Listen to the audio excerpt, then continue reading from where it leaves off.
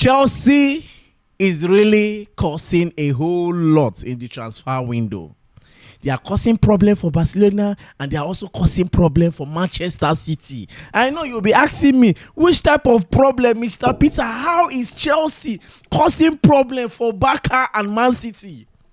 Man City have barely, let's say 6 or 5 hours remaining for them to conclude the Enzo Fernandez deal. Remember, Chelsea told them Friday 5 p.m. After 5 p.m, don't come back and discuss about Enzo Fernandez. And also the Enzo Fernandez camp should not go behind closed doors and discuss any possible transfer move of the player.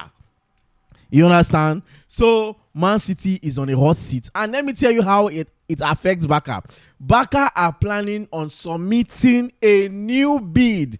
Remember, the initial bid that Barca submitted was rejected by Man City. Now, Barca is planning on submitting a new bid for Rodri. And they are about to submit that bid today. Man City, they tell them, say, you gotta bring that money today. That's what they ask for, bring them today, because we need to settle Enzo Fernandez. We need to settle Enzo Fernandez. And mind you, those of you that have been saying, we need Enzo.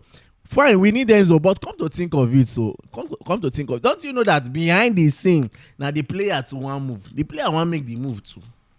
Because the last time I checked, personal terms is not a problem. They have made it clear. Because as of yesterday, Enzo Fernandez agent with Man City, they were discussing on how the deal will go through. We put through. They were discussing. Personal terms have never been an issue. The issue right now is the 120 million pounds that Chelsea is asking for. They are not telling Man City give us euros, 120 million pounds. And if Man City pull these stunts, I can tell you that Enzo Fernandez will be counted as the most expensive player in the EPL. But let's watch and see what will happen today, because you see, from now till 2, 3, I will be talking. See, don't come and say, Mr. Peter, it's okay. I will be talking, because talk don't start. I will be talking. Any small backcam, I will come back here and tell now. Any small changes, I will come back here and tell you people that this is the current situation of Enzo Fernandez. But as it stands now, no official bid has been submitted up till now. So maybe Man City is waiting for.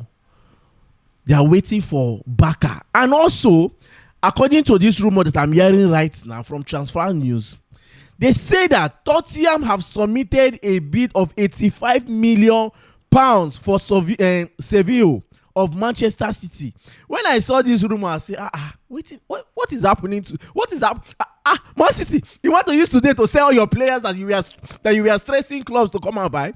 Just because of you want to pay 120 million pounds. What is going on here? You can see it on the screen. 85 million pounds for waiting they play. What is he playing? What is he playing? But it's a crazy one though. It's a crazy one. So the pressure is on. Seriously. The pressure is on. Man City want to get Enzo Fernandez deal done. Barca want to make sure that they get the Rodri deal done. So is with the Chelsea. See as Chelsea day for the market now, like this Chelsea day. Anytime I finish, we dey wait for now. You see that 100 and something and be one bring. We need the answer now. Anytime I finish, we are waiting. The door is open. 120 before 5. After 5, don't come back again. I'm enjoying this Enzo saga. I'm enjoying it big time. I'm enjoying it. And also, Ruben Amorim has made it clear that he doesn't want to see a player like Christopher Nkunku in the club. He has made it clear that Nkunku is not part of his project or part of his plan this coming season. Look at it here, via Fabrizio Romano. Christopher Nkunku has been told he is for sale by Ruben Amorim. This was the same Christopher Nkunku. Some Chelsea fans are saying, hey, Mr. Peter, stop saying like that now. They did not give him enough time to... Oh, God. when I tell you say the worst place to buy player from na the Bundesliga, some people go dey argue with me. You go dey argue with me. I pray for Real Madrid though. I pray that Yan Diomande yield fruits, because the particular club they went to get that Yan Diomande for have scammed so many clubs of their players. Should I start with Timo Werner? Should I go down to Xavi Simons? Should I go to Christopher Nkunku? And the funniest part is that these clubs don't buy these players cheap from the Bundesliga. They buy them expensive. But if they are coming to sign your player, they see the player as if for a Premier League club to put this player out for sale, that means Premier League club doesn't need him again. They will start pricing rubbish. But the moment you come for their own, see them standing. And the worst part, those players are always one season wonders. One season wonders, especially the ones that come from Arubi Leipzig. One season wonders. Now look at Nkunku. Look at the fate of Nkunku. This was the same Nkunku. All of us, are like, we can't wait. Nkunku, cha. Nkunku is scatter everywhere. Look at Nkunku today. Amorim we just dey join as coach, don't make am clear say Baba, this one no follow for my project. Oh, I don't watch and finish, nothing to write home about. You no follow. Now let's see how it plays out. Now, I'm very happy that this season, out of everything, this season Chelsea tried to avoid the Bundesliga. And they are very focused on other leagues to sign players. Look at that. We went to the Italian league, went to Spanish league, the Premier League. We focus more on the Premier League 7, the signing aspects. We did not even bother to even travel to Germany. We did not bother to travel to Germany. The one that we wanted to travel to, the Bayer Leverkusen player that was signed by Juventus, that one is okay, no problem. They can sign him.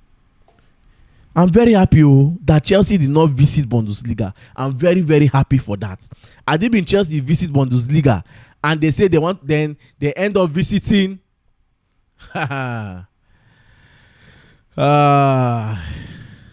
Let's see. But I believe that something might still happen in the case of Enzo. Then pushing for that, Chelsea are in negotiation to loan Kendrick Pierce to a Turkish club, Trabzonspor. This Kendrick Pierce, see, they should even better. It is better they even sell this young man permanently. It is better they sell him permanently. They don't say, God, just go. Because I don't understand the loan. I was expecting so much when it comes to Kendrick Pierce. I expected so much in the area of this young lad. I mean, especially by now, Kendrick Pierce should be in the Chelsea starting 11. Yes, I know put water for my talker. I'm being realistic here. But what is the end product right now? Nothing to show for it. Nothing. Kendrick Pierce, nothing to show for it. I don't just understand this loan this. Even the Rivers play with their loan and go save, nothing to show for it. Now he's going to go to a Turkish side to tell you that this guy last na business Chelsea one is and two. Chelsea don't even plan to integrate them for their team. And Chelsea, please, I want to know more about this David Fofana. Please, all these people where they give us updates on players for Chelsea, I bet we can try reach that side. We could know waiting be the fate of that young boy, David Fofana. Then as for Omari Kellyman is going to be signing for Strasbourg on a permanent deal. Initially, Cardiff was following up the deal. They wanted to sign him, but it seems like they were not serious. So last Strasbourg came in and hijacked the deal. What's in the hijack? Not be still Bluco. So Kellyman is going to be joining Strasbourg on a permanent deal, which is a very good one. And also, let me bring your mind back. Remember, Chelsea are focused on outgoing right now. We need to sell. That's why I see all these things happening. That's why I see that Badiashile was a permanent deal yesterday. I sorry, it was a loan deal yesterday to Napoli. Salary is going to be covered by the club Napoli, and a loan deal worth about £3 million, if I'm not mistaken. He grabbed with a buy option clause attached to it. With definitely there will be a condition attached to that buy option clause. That in the sense that if Badashi meet up what is expected of him, then Napoli will have no other choice than to sign him permanently. And all of us have been celebrating that Badashi have joined them. Not be to join, no, now for them to meet up so that they feel sign. The same thing I said in the case of Garnacho. Not before Garnacho did the job. Even the UEFA Super Cup, I'm not sure whether Garnacho was in that game. I'm not sure whether they involved him in that UEFA Super Cup final. Not be to join Aston Villa. Now for you to meet up those conditions so that Aston Villa go sign you. The same thing in the case of Badiashile. That's why I see all this loan deal. I'm not triggered by it. I prefer a permanent move so that we know that we are done with these guys. We are done with these players. And we move on to the next one. Then as for Liverpool, Bradley Barcola. I guess Liverpool will get that deal done. I guess so. I guess Bradley Barcola will be a done deal any moment from now for Liverpool, because Liverpool are pushing seriously with every fiber in them. They are pushing to sign this guy. And mind you, Barcola did not play that UEFA Super Cup for PSG. He did not. I don't think he came up in their game. They did not call him up in that game, but he was part of the team that won the trophy, but he did not play. He did not take part in that game. So that means there's a tendency and there's a possibility of him joining Liverpool. In short, the possibility of him joining Liverpool is around 80%. So one of the things that I believe will make the deal linger a little bit is the price tag attached to it. Else, every other thing is on point for Bradley Barcola to join Liverpool. So guys, for now, I guess that will be all for now when it comes to the latest transfer saga or rumor or news, whatever you may call it. So thank you. My name is Peters, and don't forget to like, share, and subscribe for more.